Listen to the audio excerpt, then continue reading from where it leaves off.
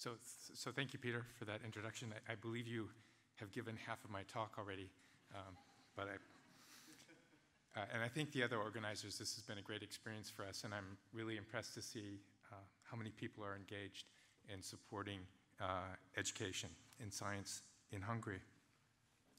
So I was asked to provide a bit of background, how I became interested in science, and a little bit of background about my research. So I'm going to first talk briefly about my career path in terms of education, and that led to me becoming an independent investigator. And then I want to briefly summarize what the field of my research has been, G protein-coupled receptors. And then finally, a brief history of the GPCR field and my contributions to the field.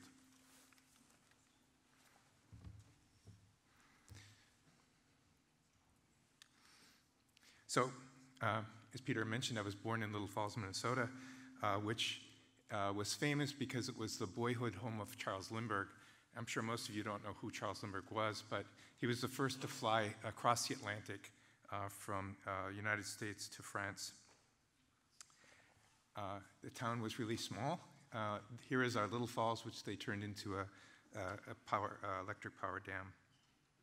And again, my family, my father, who owned and operated the bakery, my mother, my sister, and myself. At some point, we all worked in the bakery. My mother was a cake decorator. My sister sold the goods at the counter, and I did a number of odd jobs, including slicing bread. Here's just some pictures advertising our bakery, which said we could send decorated cakes anywhere in the country. I don't think we ever sold a cake any place outside of Little Falls, but we had ambitions.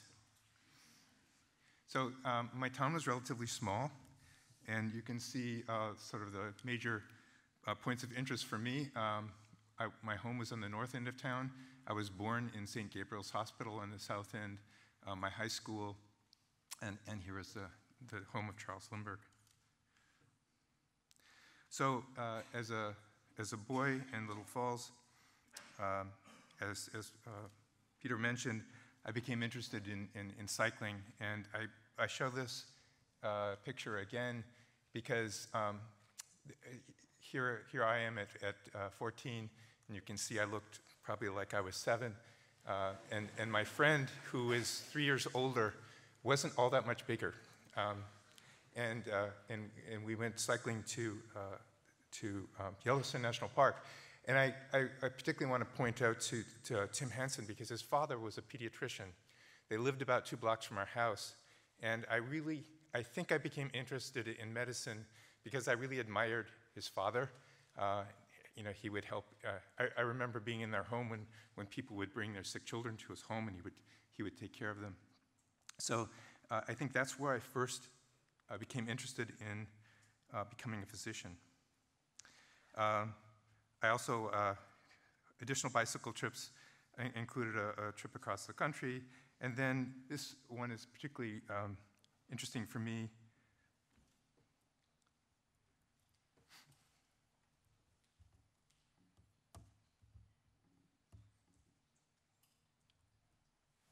So this one was a trip that I took in 2005 with my son. It was the first bicycle trip that we took together, and we were touring the Pyrenees during the Tour de France.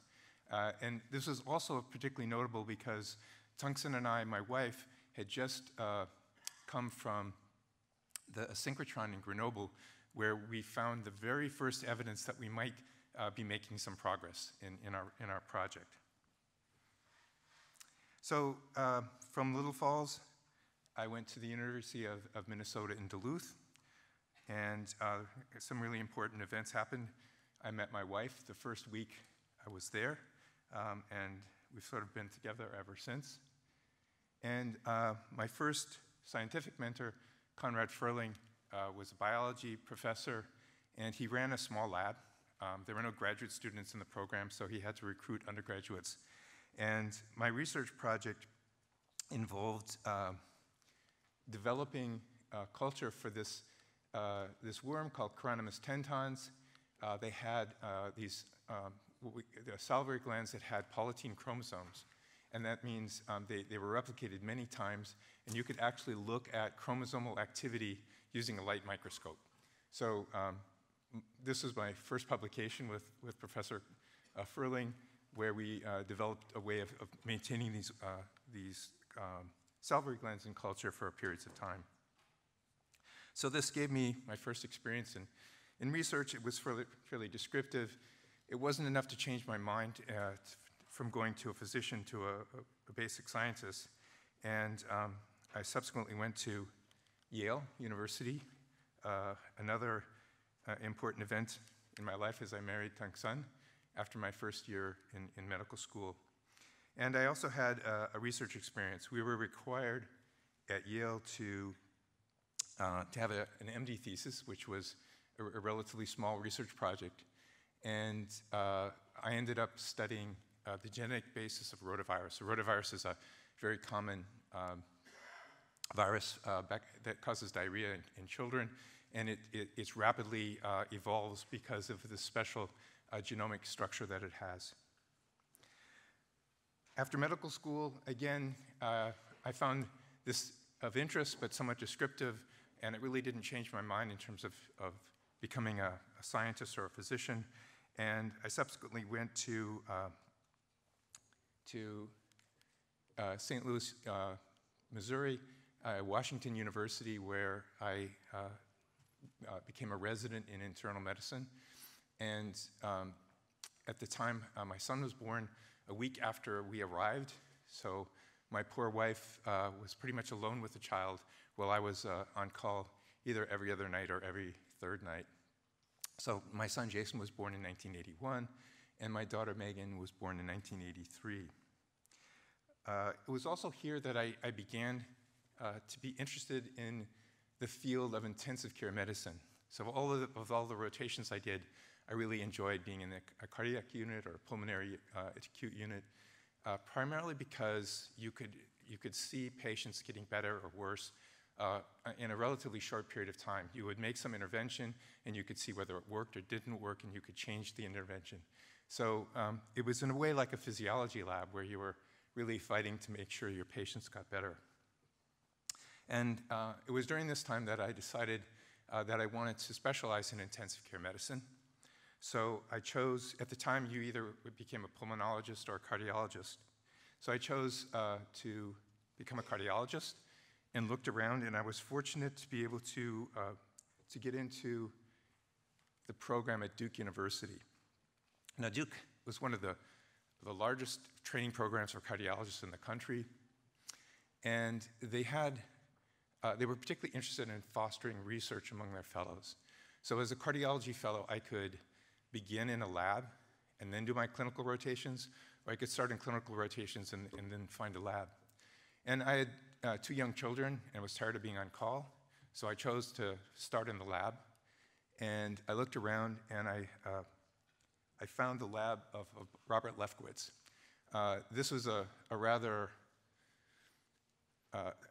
sort of unsettling decision because there were a number of other great labs that had were much smaller. At the time, Bob's lab was about 25 people with only 2 graduate students, and it was a very intense place. But he was working on something that I thought was close to my clinical interest, and that is adrenergic receptors. And I'll explain that in a little later. So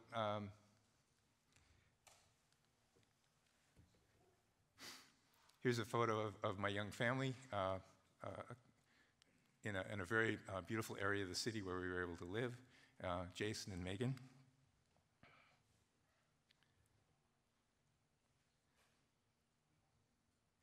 So at the end of my training, and I'll spend some time here telling you about what I did at Duke and how it led to my interest in furthering this career as a faculty member at Stanford. So I joined Duke in 1984 with the idea of becoming a cardiologist. I started in the lab, and when things started working, I kept putting off my clinical training, and I put it off to the point where I no longer was capable of becoming a cardiologist, and I gave up the idea of intensive care medicine and moved to Stanford with the idea of being an internist and hopefully a researcher. So when I joined Stanford at the beginning of 1990, I was allowed 25% of my time for research and the remaining time for patient care, which included attending on the medical service and a substantial amount of moonlighting to help facilitate financial issues in the family. We had a big mortgage, and at the time, my wife, Tang San, started medical school. So this is sort of the trajectory. I'm still at Stanford, and I'd now like to tell you a little bit about the field that I became interested in at Duke and some of the progress that we've made over this time. So what are G protein-coupled receptors? So they are primarily important because they mediate the senses of the majority of, they mediate the responses to the majority of hormones and neurotransmitters. And a model of how these receptors worked when I first joined the Lefkowitz lab is shown here. So we knew there were proteins in the plasma membrane. We knew that when activated, they engaged heterotrimeric G proteins. These consisted of alpha and beta and gamma subunits. And then when the receptor activated the G protein, guanine nucleotide GDP was released and GTP bound. The G protein would split into an alpha and a beta gamma subunit, and these would go and then modify the behavior of other enzymes or channels in the cell until GTP is hydrolyzed, the components would reassemble, and the cycle would begin again. So our goal at the time, when I was in the Lefkowitz lab, was to begin to understand how these worked, initially by cloning them and determining their primary structure. So in addition to their role in hormones and neurotransmitters, they also mediate the senses of sight, smell, and taste. And we now know that there are roughly 800 members of this very large family, including roughly half of these include receptors for olfaction, 4 for vision. Most of my research has been in a subfamily called family A on adrenergic and muscarinic receptors, as well as opiate and cannabinoid receptors. We've also done work in family B, and you'll probably recognize the GLP-1 receptor, which is a now very popular target for both diabetes and obesity, and family A, an important target for neurotransmitters. But my real interest started because of my interest in the autonomic nervous system. So as an intensive care doctor, you're often giving patients drugs that interact with adrenergic receptors or muscarinic receptors. So the autonomic nervous system is important to prepare us in times of stress. So the fight or flight response increases heart rate, increases blood pressure, and it shunts blood away from viscera towards skeletal muscle to prepare you to flee from predators. And the opposite system is the muscarinic system, also called the rest and digest system, which slows down heart rate, improves the mechanism of the gastrointestinal system and the bladder as well.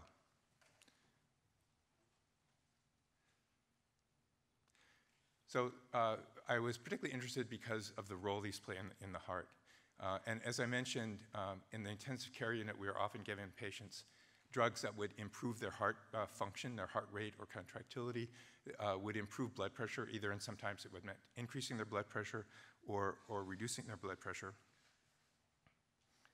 And here's just an example of a really interesting circuit. The heart, the vessels around the heart have special sensors which detect your blood pressure. It's either too low or too high. That sends information to the midbrain, which then tells the system either to increase sympathetic tone or increase parasympathetic tone. And here's just a blow-up of a nerve innervating the heart cell and releasing adrenaline onto beta receptors in the heart. So this was a scheme that was pretty well understood at the time that I joined the Lefkowitz lab, and something that I was really interested in understanding the principles behind these receptors, how they worked, and how they were important in engaging the G proteins. So as Peter mentioned, these are really important drug targets, and as shown here, they're primarily responsible for the majority of pharmaceuticals on the market. Roughly a third of all marketed drugs today work on G protein coupled receptors. So I'd now like to just give you sort of a brief history of advances in the field. The field really began in the early 1970s with work from Marty Rodbell, who identified G proteins as being important signaling molecules in transmitting information from the plasma membrane to the rest of the cell. G proteins were demonstrated biochemically by Ross and Gilman in 1977, and Gilman and Rodbell would ultimately win a Nobel Prize for their work in G proteins. A major advance, and I'll talk a little bit about this in a minute, is in 1984, the first beta adrenergic receptor was purified from a native source, and that gave us the first tool that we needed to do the cloning, which subsequently came in 1986. So I joined the lab in 1984 at this really sort of auspicious time when really important things were happening, giving us the tools ultimately to be successful in cloning. And so I'd just like to briefly mention this. So this is Jeff Benevik, who was a graduate student at the time that I joined the Lefkowitz lab, and he had worked for a number of years to be able to purify beta-2 adrenergic receptor, receptor that's in the lungs. So he achieved a 33,000-fold purification to obtain a tiny amount of receptor from roughly lungs from roughly 1,000 hamsters. So this is a huge effort. He then took that beautiful preparation of protein and digested it with cyanogen bromide, a protease, and obtained a number of different peptides. And from these peptides, we could guess the nucleotide sequence that was necessary to make these peptides. And these guessed oligonucleotides were then used to clone the receptor. And to make a very long story short, we were able to obtain the clone using this particular guest probe from a genomic library. And we were very lucky because the beta-2 receptor has no introns. And that meant the entire coding sequence from the receptor could be obtained from a genomic clone. And here's the primary amino acid sequence. And what we noticed is that there were 7 stretches of hydrophobic amino acids, suggesting that this didn't just span the membrane once, but spanned the membrane 7 times. So this was our first clue. The secondary structure of the beta-2 adrenergic receptor was our first clue as to what these receptors look like in 2 dimensions. And it was the first time that I really thought that I'd love to be able to see what this looked like in 3 dimensions. And here's my mentor, Bob Lefkowitz. After the cloning, it was a very big event in his career, and he went out and bought a Porsche and had what we call vanity plates, Turbo Bob.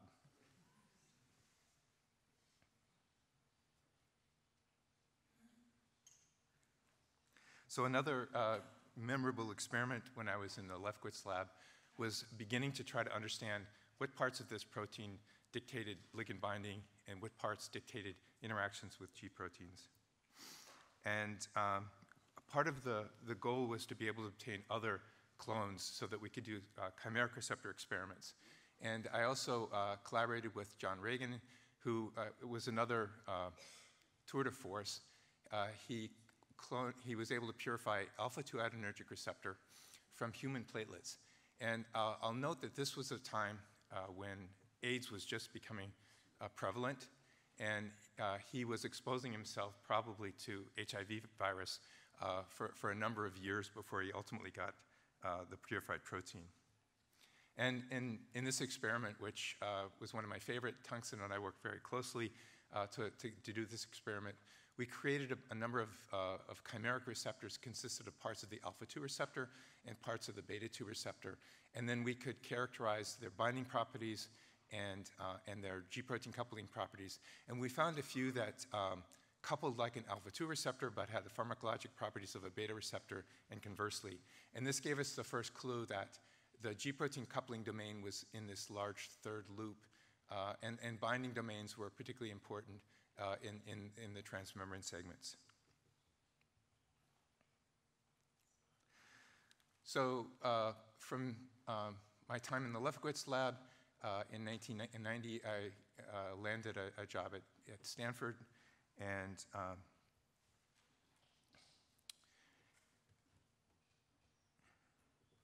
just briefly, as I said, my major goal at the time was to try to understand the structure of these various proteins in 1990. And it wasn't until 1995, and this was not work from my lab, that the structure of a G protein was first solved.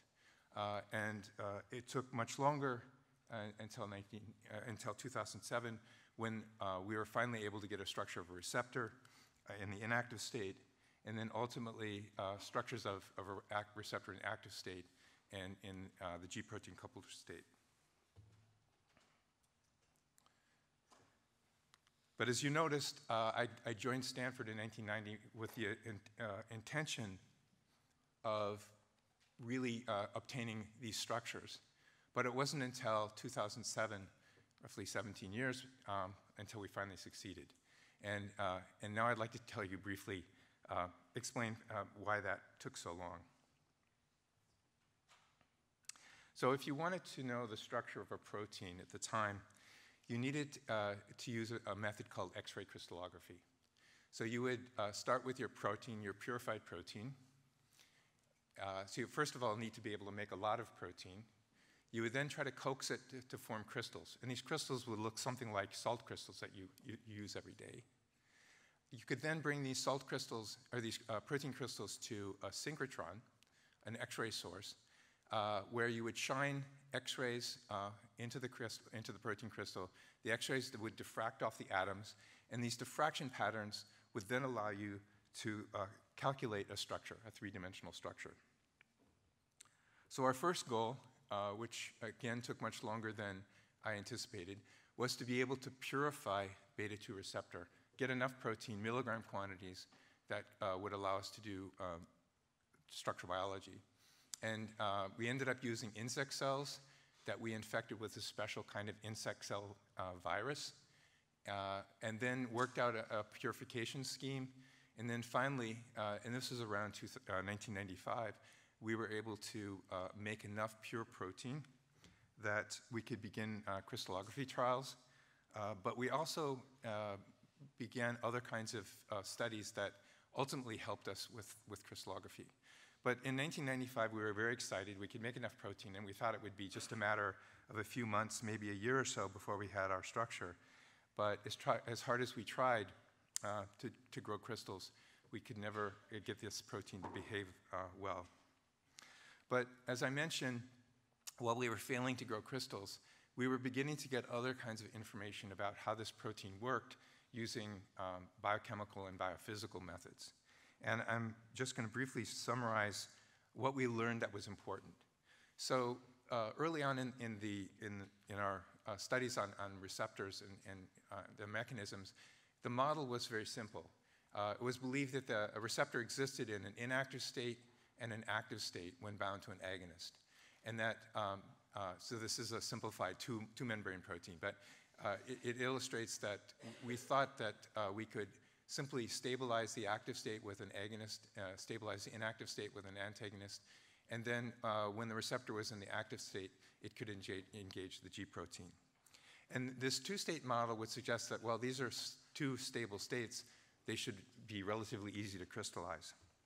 But it turned out, based on our biophysical studies, this wasn't the case, and that the receptor actually behaved in a very different way. It was highly dynamic, in that even in the absence of any drugs, it would largely be in the inactive state, but occasionally could wander into an active state. So it was highly conformationally complex. when you bound an agonist, it would increase the probability that a receptor would be in an open state that could engage the G protein. But similarly, it was also in inactive states.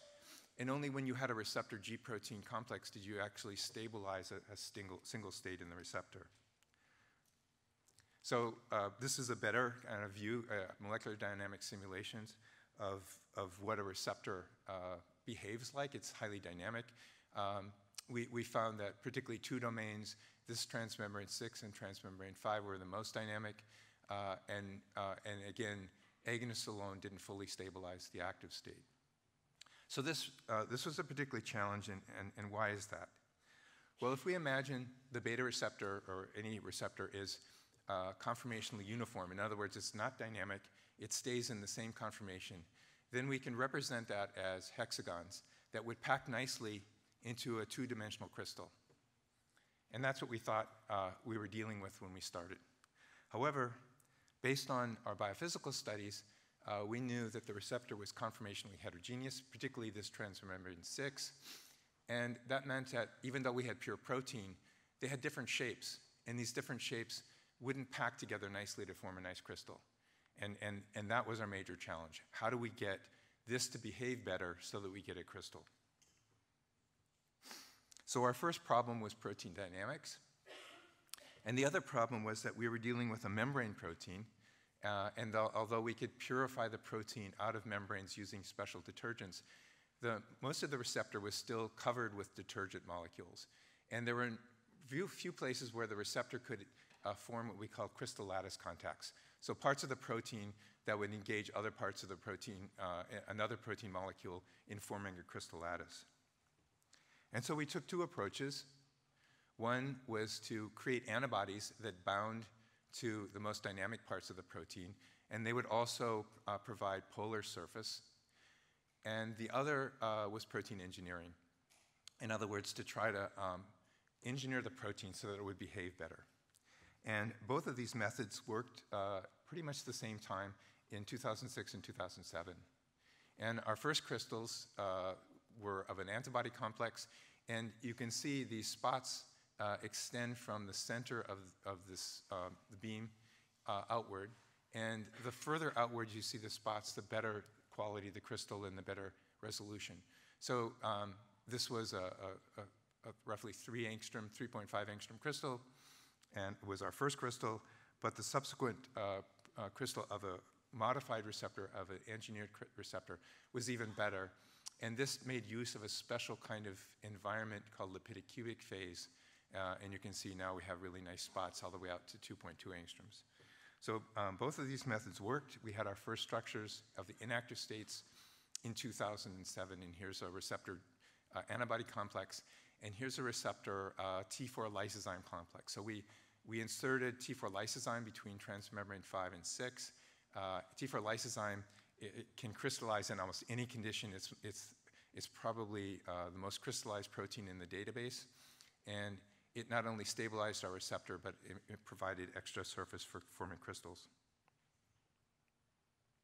The next challenge was to get an active state. So we had an inactive state, and we tried to get an active state.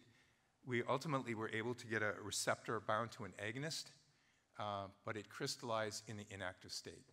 So this was very disappointing, but we went back to our model of how this receptor worked, and we realized that even in the presence of an agonist, the receptor was largely in an inactive conformation, and we needed something to stabilize it. We were trying to get a receptor G protein complex, but that was failing. So we went to antibodies again, and I met a Jan Steert at a Gordon conference, and he suggested we try antibodies that we obtained from llamas.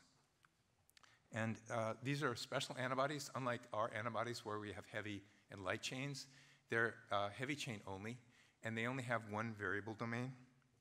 And so these variable domains are particularly useful for fitting into crevices and stabilizing protein structures. So using our nanobody that we obtained from a llama, we were able to get our first active state structure. But later that year, we also succeeded in getting the receptor G protein complex. And I want to really emphasize that this was an incredibly collaborative effort that involved individuals who all contributed special techniques or reagents, including expertise in G proteins. We had a very high affinity agonists that were obtained from a pharmaceutical company, special detergents. We also had nanobodies that were involved. We did some protein engineering. And a lot of our work was guided by electron microscopy. And then we had a special lipid environment. So all of these were essential, and we were finally able to grow these crystals. And here are the major players coming back from the synchrotron after we collected our data. Roger Sunahara, Andy Cruz, my graduate student, Brian DeVries, Roger's student, and Soren Rasmussen, who's a postdoc who really did the majority of this work. So now we had all states, or all of the most important states, inactive, agonist bound, but not fully active, and then the fully active state. And I'm just going to briefly show what we learned from that.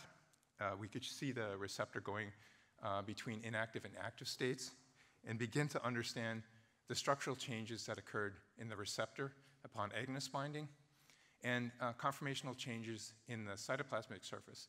And there's a really elegant pathway we call allosteric pathway from small changes due to agonist binding that propagate into larger changes in the cytoplasmic surface that then allow the engagement of the heterotrimeric G protein. And we were fortunate that my wife Tang-Sun had planned a meeting, GPCR workshop in Hawaii, and the majority of my colleagues who were involved in this work joined us, and you can see it was a huge effort, huge collaborative effort, and I'm particularly grateful for being able to work with so many talented young people. And here's the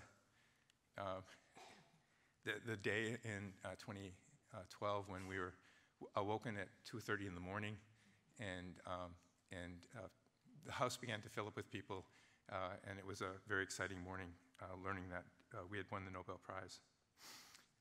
Again, my lab at the time, I had incredibly talented students and postdocs who all helped with this work. And my co-awardee, Robert Lefkowitz, it was great to share this prize with him and also to share it with my family.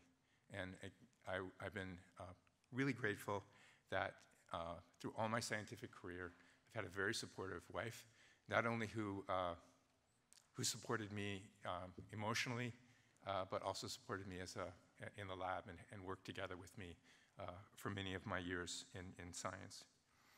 And I think I'll end here, and thank you for your attention.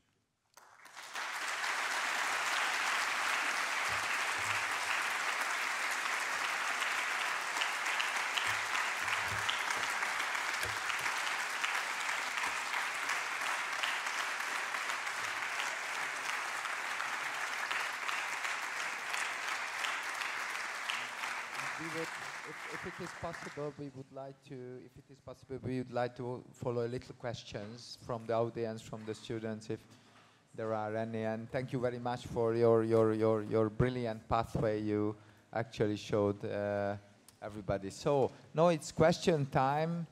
Students, please raise your hand if you would like to ask a question.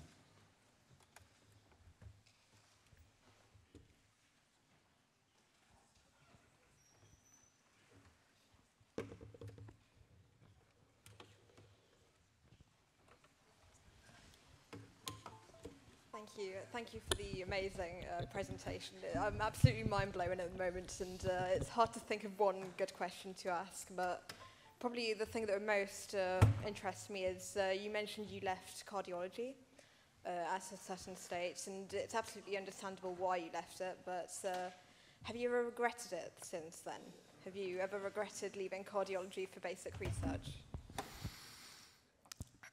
I never seriously regretted my pathway.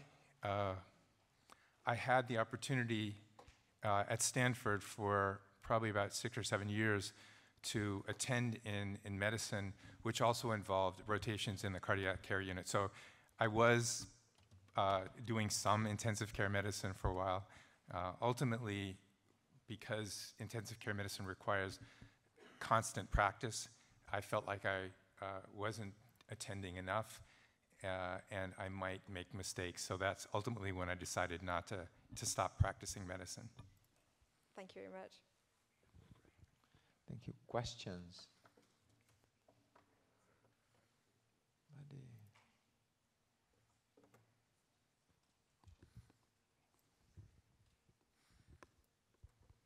Yes, please. Was it scary, making such a decision? Like leaving the path of cardiologist? So I think this probably the scariest part was during my fellowship, when I realized if I put off doing my clinical rotations one more time, I would never finish and become a cardiologist. So that was it was a bit scary because I didn't know whether I could really be successful outside of the Lefkowitz lab. I mean, I had a very supportive environment. I was successful as a postdoc, but that didn't mean that I could be successful as an independent person. And so I was giving up cardiology with the hope that I could ultimately become a physician scientist who would be successful. So yeah, it was a bit scary. Thank you.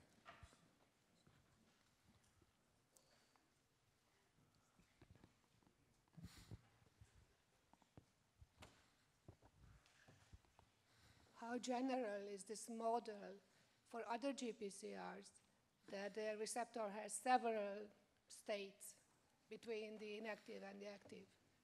Yeah, that's been one of the most interesting areas of research for me. And I would say there is one exception where it's not the case, and that's rhodopsin. Rhodopsin, the pigment, the receptor for light, it can't have any state other than off. Otherwise, we'd see gray all the time. So it's either on when it's fully active or off. Almost all the other receptors that we've looked at are conformationally complex. The one that we've worked with most recently in terms of drug development is the opiate receptor that can activate 6 different G proteins as well as non-G protein pathways. And so it's a fascinating protein, and you can actually identify, using biophysical methods, distinct states stabilized by distinct opiate agonists. Thank you very much. And there is one more question. Yeah, at the beginning you said that you went on a trip from your hometown to Yellowstone with your friend. Well, how did your parents let that? My parents would never. So that's very interesting. My friend is 3 years older than I was, and I was actually more of a friend of his brother's who was my age. My friend, he was graduating from high school, and he was going to go on this trip with another friend who backed out at the last minute. And so he asked me. And I remember him visiting my parents, so it was his father and him, coming to our house, and him convincing my mother that I should be allowed to go on this trip with him. And the day before we left, we went to church in the morning, the only time we went to church on a weekday. And my mother, the Monsignor Kevney, came up to my mother and told her she was irresponsible for letting me go on this trip. So thank you very much indeed, and thank you for coming. And I would like to ask András to